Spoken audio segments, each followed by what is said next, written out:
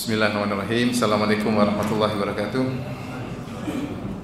Alhamdulillah, salatu wassalamu ala rasulillah wa ala alihi wa sahbihi wa mawala.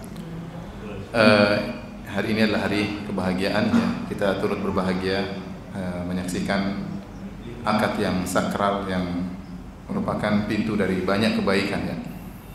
Pernikahan. Sebelumnya yang saya hormati ya, para hadirin ya, para ustadz, ada senior kita ya, kemudian ada juga guru-guru saya ya, dan juga kawan-kawan dari Roja ya, yang banyak di antara mereka ya, sudah lebih banyak makan garam dari saya masalah pernikahan ya. Ustadz Abu Haidar hafizahullah entah sudah berapa lama makan garam. Saya nikah tahun 2001, sekarang 2021, berarti baru 20 tahun makan garamnya. Ustadz Abu Haidar lebih lama ya.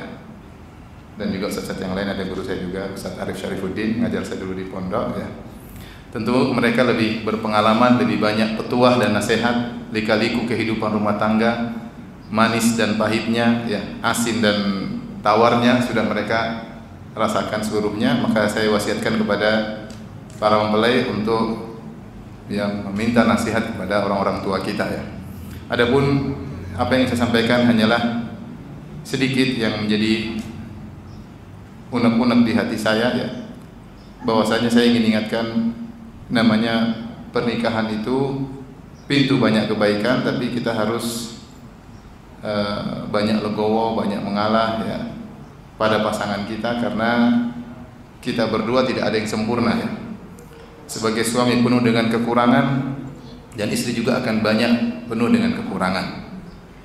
Dua mempelai yang dahulunya mungkin tidak saling mengenal ya, dengan dunianya masing-masing, sekarang harus di merger untuk bersatu dengan mungkin perangai yang berbeda, bisa jadi ada kebiasaan yang berbeda. Maka nikmati yang ada, enjoy dengan yang ada ya.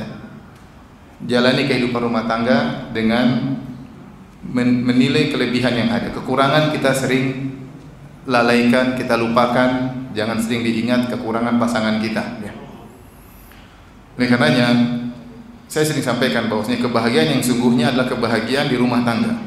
Seorang lelaki kalau dia bisa menciptakan kebahagiaan dalam rumah, dia adalah lelaki yang paling bahagia. Kalau ternyata dia tidak bisa bahagia di rumahnya sehingga dia mencari kebahagiaan di luar, berarti dia orang yang paling sengsara. Meskipun kelihatannya berpenampilan necis, dengan kendaraan yang mewah ya, dengan dikenal oleh orang banyak, tetapi kalau dia tidak bahagia di rumah, sesungguhnya dia lelaki yang paling sengsara. Sebaliknya, ada seorang laki mungkin di luar tidak dipandang, tidak diperhatikan, dipedulikan oleh orang lain, tetapi kalau dia pulang, dia mendapati istri yang solehah, dia bisa enjoy dengan istrinya, sungguhnya dia laki yang paling bahagia. Itu laki yang paling bahagia. Oleh karenanya saya wasiatkan, jadikan istri kita teman terbaik kita, teman ngobrol kita, teman curhat kita. Kondisikan ya. Bisa jadi mungkin tingkat intelektual berbeda antara kita dengan istri kita, tapi kita bisa mengkondisikan. Tergantung kita lelaki bagaimana bisa mengkondisikan. Ya, jadi usahakan istri jadi teman ngobrol ya. Sebagaimana kita tahu Nabi SAW sebelum tidur beliau ngobrol dengan istrinya, sebagaimana kata Ibn Abbas radhiyallahu anhu, ya, bitu inda khalati Maimunah fatahaddatsa Nabi SAW ahli sa'atan thumma raqada. Aku tidur di rumah bibiku Maimunah dan aku mendengar Rasulullah SAW ngobrol dengan istrinya Maimunah beberapa lama, kemudian beliau tidur. Dan ini menunjukkan, kata Ibnu Hajar, bahwasanya ngobrol dengan istri adalah ibadah. Padahal kita tahu ngobrol setelah Isya dibenci. Wa kana yakrahu an-nauma qablahu wal haditha ba'dahu. Nabi SAW tidak suka tidur sebelum Isya dan tidak suka ngobrol setelah Isya. As-samar, ngobrol setelah Isya, perkara yang dibenci. Tapi kalau ada manfaatnya, urusan nuntut ilmu, urusan kaum muslimin, maka tidak mengapa. Rasulullah ngobrol dengan Abu Bakar setelah Isya, enggak ada masalah. Di antaranya ngobrol dengan istri. Makanya sebagaimana kalau kita menuntut ilmu setelah Isya, pengajian kita dapat pahala, kita ngobrol dengan istri juga setelah Isya juga dapat pahala. Ini diantara sarana agar kita bisa enjoy dengan istri kita. Istri kita punya kekurangan sebagaimana kita punya kekurangan, maka jangan kita melirik ke yang lain, ya, melihat selalu yang jadi pusat perhatian kita kekurangan istri kita, maka kita tidak akan pernah bahagia. Yang kita lihat kelebihannya, kekurangannya kita lupakan. Kita bisa biasa enjoy ngobrol dengan istri kita. Sebagai contoh sederhana, misalnya saya belajar agama, ustadz lah, ya mungkin saya belajar hadis, belajar sanad atau belajar khilaf, firqah ya. Nggak mungkin saya pulang sama istri saya sampai di tempat tidur saya bilang, sayangku, tahu nggak firqah Jahmiyah ya? Tahu nggak Mu'tazilah? Itu pemikirannya begini. Ngapain saya ngomong Mu'tazilah sama istri saya? Dia ngomong tentang anak-anak, tentang keluarga yang nyambung. Saya bisa nyambung di istri saya, ingin enjoy dengan istri saya, pingin bisa enjoy dengan istri saya. Bagaimana caranya? Kita bisa menciptakan hal tersebut. Topiknya kita pilih, pembahasannya kita pilih, ya enggak usah muluk-muluk, ya. Udah hidup sama istri nyaman. Sehingga kalau saya keluar rumah saya pingin segera pulang. Kalau istri saya di luar, saya pingin istri saya segera balik. Kamu di mana? Kok nggak pulang-pulang? Mungkin saya marah. Kamu kenapa nggak pulang? Kalau sudah terbentuk seperti itu, kita di luar rumah pingin pulang, istri kita di luar kita pingin dia segera pulang, berarti kita sudah bahagia. Berarti kita sudah bahagia. Kalau belum, istri kita keluar, alhamdulillah belum pulang. Atau kita di luar nggak pingin pulang, nah ini berarti kita ada masalah. Kebahagiaan belum kita dapatkan. Jadi kepada Al-Akh Muhammad Akhyar hafizahullah ta'ala, sekarang sudah naik pangkat, Masya Allah, status beristri, Masya Allah. Kemudian juga kepada Ukhti Aisyah, ya, alhamdulillah sekarang juga hafizahullah, sekarang sudah status bersuami, ya. Maka yakinlah pernikahan adalah pintu banyak kebaikan. Dalam pernikahan kita akan mendapatkan banyak ibadah, ya, ibadah mencari nafkah, ibadah perhatian sama istri, ibadah ingin punya anak yang soleh, ibadah mendidik anak-anak, yang itu tidak bisa, ya, diraih oleh para jomblo, ya, tidak bisa diraih oleh para jomblo.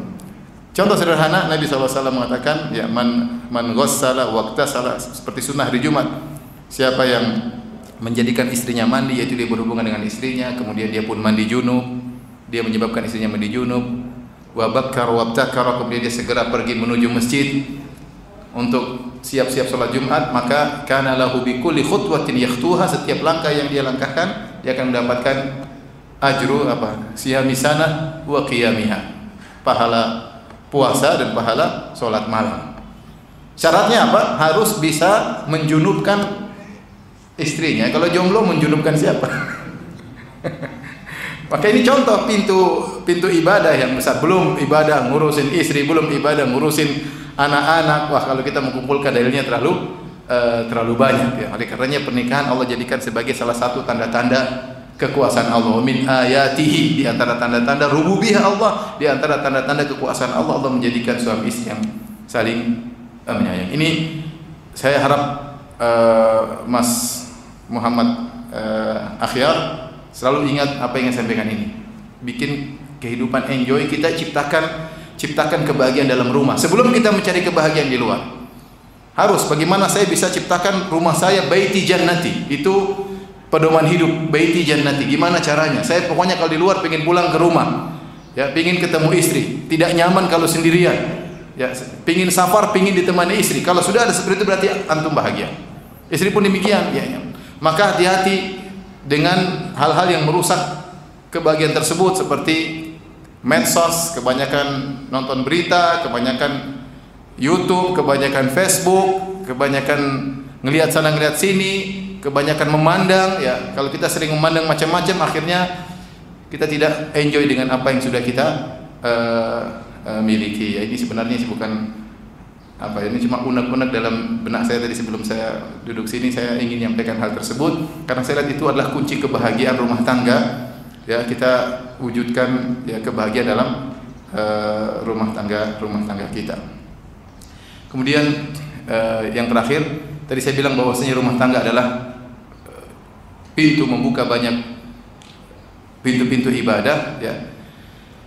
Sebagian orang mencari pahala di luar rumah tangga, padahal dalam rumahnya sendiri banyak pahala yang buat dia mudah masuk surga. Bukankah Rasulullah SAW mengatakan kepada seorang suami, khairukum khairukum li ahlihi wa ana khairukum li ahli. Sebaik-baik kalian di sisi Allah dan terbaik bagi istrinya, dan aku adalah suami yang terbaik. Nah, Anda bisa masuk surga dengan menjadi suami yang terbaik. Pokoknya kalau Anda sudah terbaik bagi istri, kalau orang-orang tanya sama istri antum, gimana Mbak Aisyah suaminya Mas Muhammad Akhyar? Oh, suami saya top. Kalau sudah begini, insya Allah Mas Muhammad Akhyar masuk, Muhammad Akhyar insya Allah masuk apa? Masuk surga. Kenapa? Karena sudah menjadi suami yang terbaik. Masya Allah suami saya, Masya Allah, Masya Allah. Apa yang mau saya katakan? Masya Allah. Kalau bisa jempol jari, jempol kaki semua saya kasih. Insya Allah itu masuk. Sebaliknya, kalau Muhammad Akhyar ditanya tentang istrinya Aisyah, oh Aisyah, Masya Allah, Masya Allah. Alhamdulillah saya bersyukur kepada Allah. Karena istri yang terbaik adalah istri yang paling berkhidmat kepada suaminya. Ketika Nabi bertemu dengan seorang wanita yang berkata, "Adatu ba'alin anti," kau punya suami? Kata istrinya, kata wanita tersebut, "Ya Rasulullah, kaifa anti minhu? Bagaimana engkau dengan mensikapi suamimu?" "La alu ya illa ma ajiztu anhu." Aku berusaha semaksimal mungkin untuk menyenangkan suamiku kecuali yang aku tidak mampu. Kata Nabi sallallahu alaihi wasallam, "Unzuri aina anti minhu fa innahu jannatuki wa naruki." Lihatlah bagaimana ya kedudukanmu di sisi suamimu, wahai sang wanita, sungguhnya suami itu surgamu atau nerakamu. Ternyata kita bicara tentang pahala, banyak pahala dalam rumah. Tidak usah keluar-keluar ngurusin anak yatim, ngurusin janda, ngurusin jauh-jauh, ngurusin di dalam rumah saja banyak pahala. Kadang kita lalai mencari pahala di rumah, ingin cari pahala di luar. Kita perbaiki dulu pahala dalam rumah ini. Kalau kita sudah mantap mencari pahala dalam rumah, di luar gampang. Mau kita diomel-omel orang di luar, pulang istri sambut, "Kenapa sayang?" Masya Allah, kita jadi tenteram. Meskipun satu dunia ngamuk sama kita, kita pulang ke rumah ketemu istri yang ngayomi kita, yang senyum dengan kita, yang mijitin kita, maka semua kelelahan terlupakan. Sebaliknya kalau antum di luar dipuji oleh satu dunia, oh Masya Allah Ustadz Firanda, oh Masya Allah gini, gitu pulang diomelin istri, kayaknya neraka disegerakan. Oleh karenanya tadi ya, cari pahala dalam rumah. Nanti insya Allah Muhammad Akhyar ya, akan mengetahui banyak sekali pintu-pintu ibadah. Tinggal tanya sama Abi insya Allah ya. Ini sebagian ilmu dari Abi juga ya. Tinggal tanya sama Abi. Abi sudah banyak makan garam, khawatirnya kebanyakan makan. Insya Allah ini saja yang bisa saya sampaikan kepada para ustadz. Mohon maaf saya terlalu banyak menyampaikan, padahal para ustadz ya juga sudah lebih berpengalaman, sudah lebih banyak makan garam. Ada tadi saya lihat Pak Agus juga, Masya Allah, garamnya juga banyak, entah kebanyakan, wallahu alam, intinya banyak. Oh iya Pak Agus. Jadi mudah-mudahan kita hanya menyampaikan semoga pernikahan Muhammad Akhyar, Al-Akh Muhammad Akhyar dan Ukhti Aisyah diberkahi oleh Allah Subhanahu wa taala. Barakallahu lak wa baraka alaik wa jama'a bainakuma fi khair. Demikian wabillahi taufiq wal hidayah. Assalamualaikum warahmatullahi wabarakatuh.